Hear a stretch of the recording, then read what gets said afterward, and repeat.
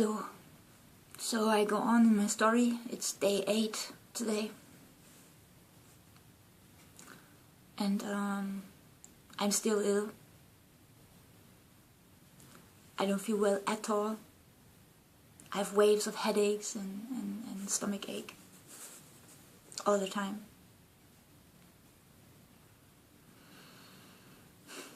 And a couple of days ago, what I discovered is that my ex-partner, Franz de Bÿl, who is the reason for this whole situation that I'm in and that my friend Hidgi Chuan is in now, that he, on the internet, in one of his, whatever you want to call this, I don't know what, networks where he's active, he started to aggress, actually, a refugee.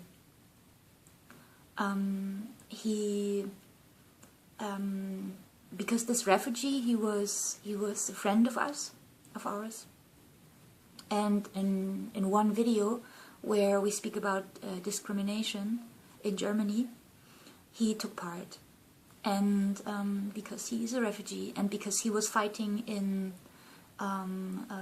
with the people at Oranienplatz when all the refugees came to Berlin. They marched to Berlin and they established a camp here to really stand up for their rights. And they stayed in this camp for 2 years, outside. They lived outside at Oranienplatz for 2 years. And this friend was part of this group. And so in this movie, in this film that we did some other day, we spoke about discrimination in Germany. And of course, our friend who is a refugee, he experienced discrimination firsthand. It's absolutely logical, and it's not even a thing we have to argue about, discrimination in Germany. We have tons of examples. And so he was just more or less agreeing, and he was saying a couple of sentences in this video. And now, just because he was on a video that was done by my friends and me, or only my friends, I don't remember, now my ex-partner Franz de Bÿl aggresses this refugee who has nothing, who doesn't even have a right in Germany, he has nothing in Germany. This refugee, this person, he's completely weak, alone, lost. And now my ex-partner Franz de Bÿl is aggressing this man just because he said 3 sentences in a video that my friend did, my friend Hidgi Chuan. What is going on? And I saw that my ex-partner Franz de Bÿl, he even wrote an official letter of aggression to this refugee. And he put a picture of this letter on the internet. So how can you aggress a refugee just because he speaks about discrimination in 3 sentences? How's it possible? How can you do this? He didn't even meet this refugee ever. He never met him. He never spoke to him. He doesn't know him at all.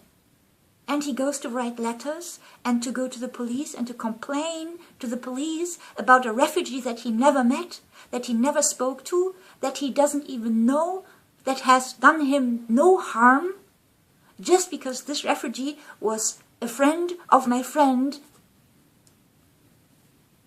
So, according to me, it is my opinion that you have to be mentally ill to do something like this. What else reason could he have to do something like this? It is, I cannot follow this.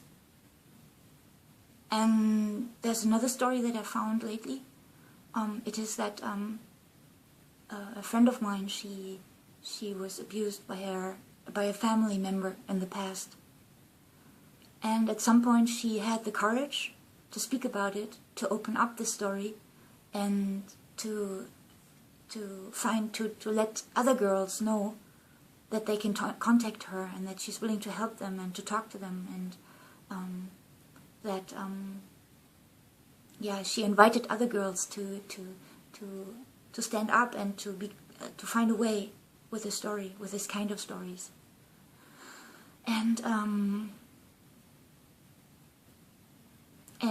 my ex-partner Franz de Bÿl and his anonymous group of people, they use this now to insult her, to make fool of her, and to state that she's a liar and that she's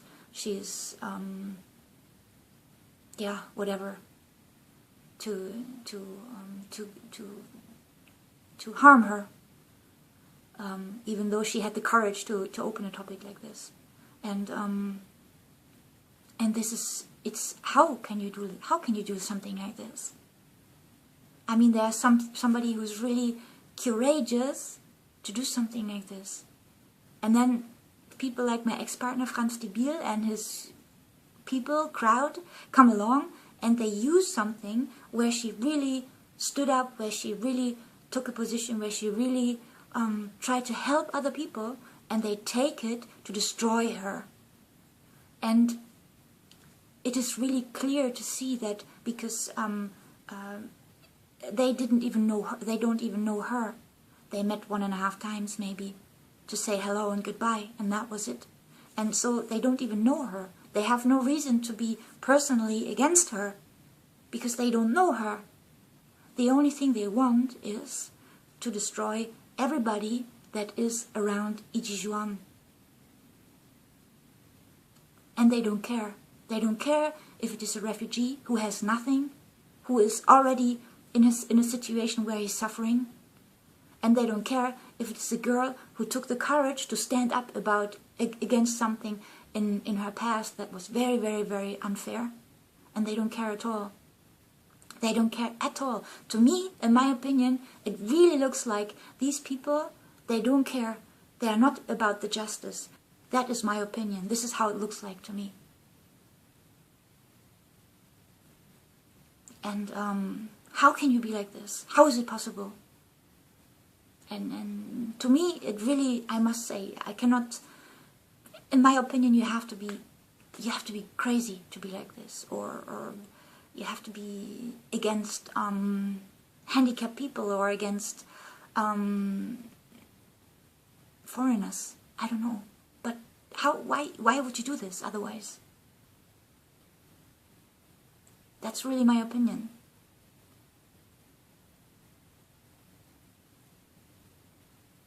And I was thinking as well, how I would suffer if my friend Hidgi Chuan, if he does commit suicide. Then I would have to live with the fact that I invited somebody into my life who then killed one of my best friends. And I would have to live with this. And it is my ex-partner who tries to give me this present. According to me, I really think he wants me to live with the fact that I opened the door for him to destroy the people that meant something to me in my life. And it looks like as if he wants me to see how he cuts one of them down, one after the other. All of them down, one after the other. And he wants me to see this and to suffer from this. This is how it looks like to me. According to me, it's the only conclusion I can take. It's my opinion that this is what he wants.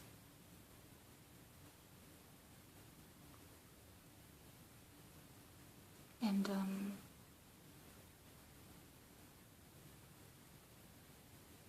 it's I find it so terrible, and I'm so full of sadness about this.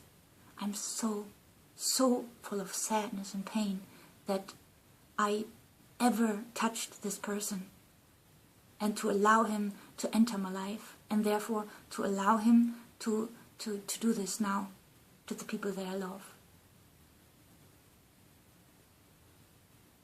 It is a real horror, a real horror.